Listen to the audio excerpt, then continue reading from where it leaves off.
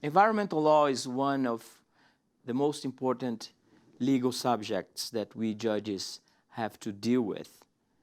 Unfortunately, in many countries, many parts of the world, environmental law is still something alien to the daily practice of we judges.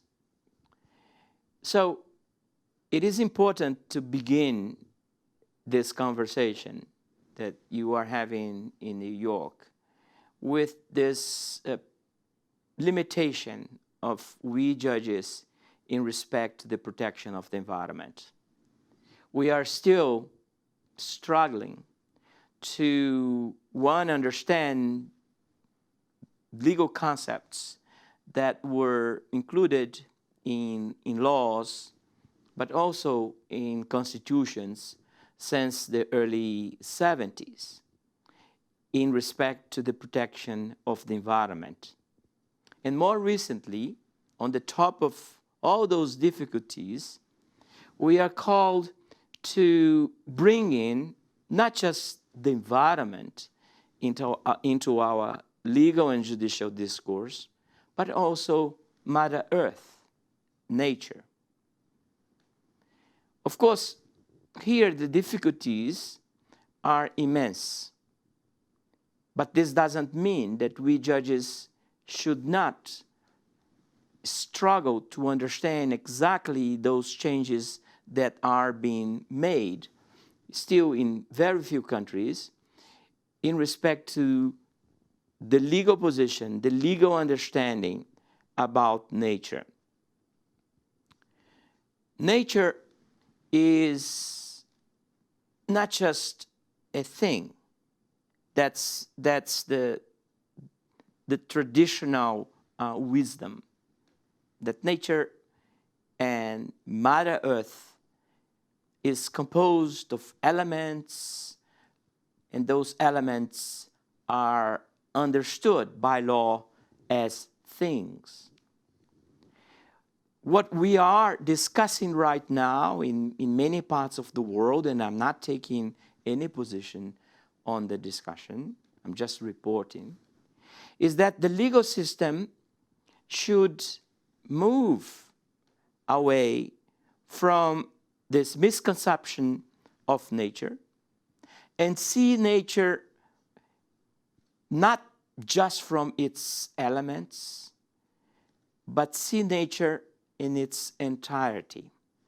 Nature as meaning life, and with life, the foundations of life.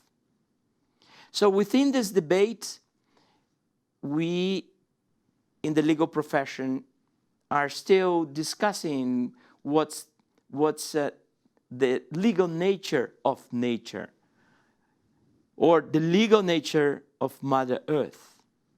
Until very recently, this debate was more philosophical, ethical, but gradually, from city councils to constitutional conventions,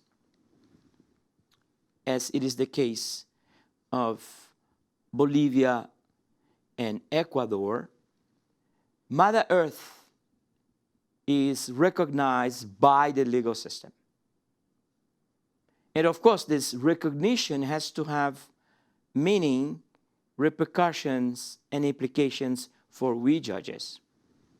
So I do celebrate the UN program on harmony with nature for inviting us, Brazilian judges and federal judges in particular, to be part of this dialogue. Of course, we judges cannot participate in all dialogues because sometimes it's important to understand that we have our limitations. as judges. But it is important to bring us judges into the educational process that is required in order to convey the changes that are already happening in legal systems in many parts of the world and in the jurisprudence, case law of courts around the world, from India to Colombia and several other countries.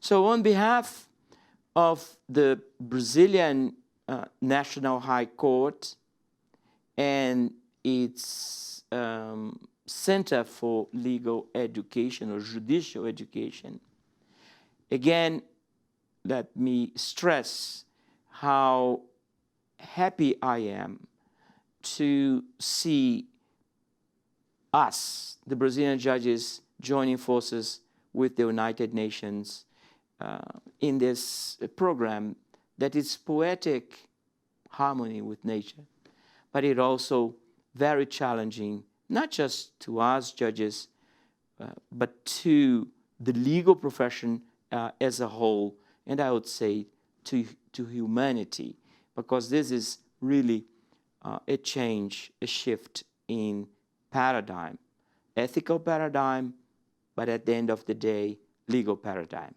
So many thanks for the good work that you have been doing, and I am confident that the good work will continue.